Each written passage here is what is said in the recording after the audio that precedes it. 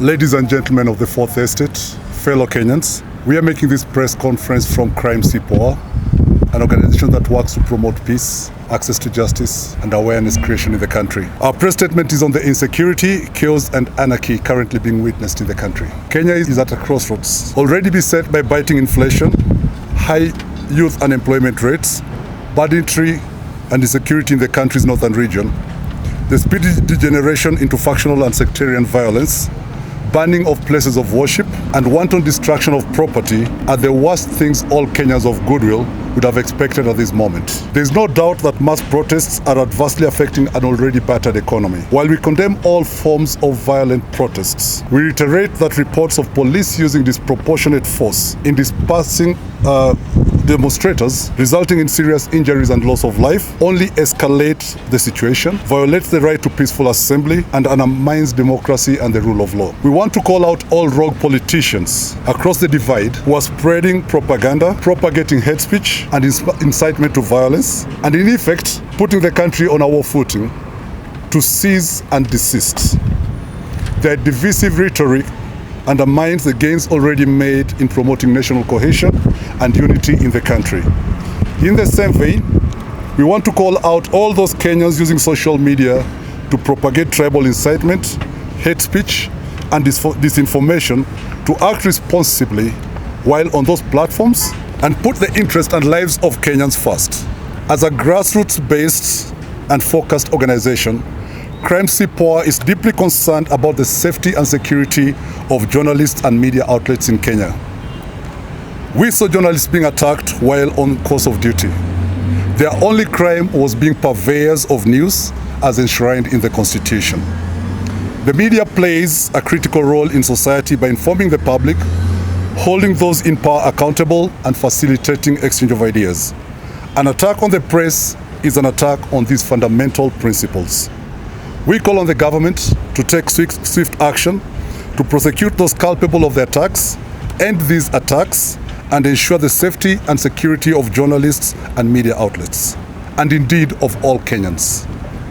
Whereas the government has intervened to restore order in the north of the country, police worrying reports of innocent civilians and police officers still losing their lives to bandits need to be addressed by intrinsically looking at the root causes of the long-running mayhem. This is an issue that has gone over time, and we believe that there's a root cause that once addressed, this will be an issue of the past. We can create a generation of peace builders who will contribute to the development and stability of their communities.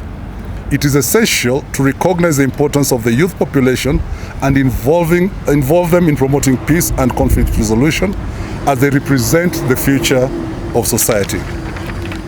We are also offering a way forward. Crime Si Poa has always worked with the youth. That's where our focus is, who are a majority in the country, to help make them agents of peace. We recognize that peace building is a process, not an event. More so, a reactionary event. What we do, and ask more people to do, is as follows. We must ramp up our education and awareness raising campaigns in schools and communities to teach young people about the importance of peace and conflict resolution. Mentoring and role modeling by adults of goodwill and of good standing will help the youth channel their energies into productive activities and contribute to the development of their communities. We must have more youth-led initiative where the youth are put at the center of resolving the issues in their communities. That is a bottom-up approach that Crime Si Poa has advocated since its formation in 2007. We call upon the government and every person of goodwill to focus also on skill development of the young people. We've seen how many idle youth are in this city and in this country. They don't have jobs. Some are graduates, they don't have jobs. And we believe that by giving them the opportunities in entrepreneurship, vocational training, and job creation opportunities, they'll be self-sufficient and avoid the lure of criminal activities. Finally, we want to call on all political leaders to refrain from using inflammatory language and instead focus on promoting dialogue and peaceful resolution of disputes. In the same vein, we want to request the media to black out all politicians using media outlets to propagate the same information. When we give them the platform to do that, they take advantage of it and they are leading us to the path that we find ourselves today in. Political leaders must prioritize the welfare of the people and ensure that their actions do not contribute to insecurity in the country.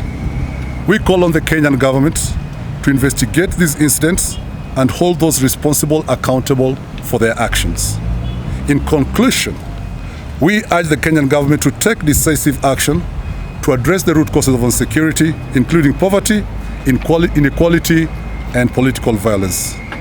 We call on politicians and all leaders in this country, and even the young people, to promote peace and unity and refrain from spreading propaganda that undermines national cohesion and stability.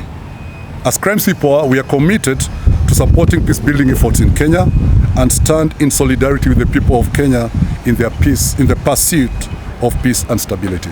Thank you.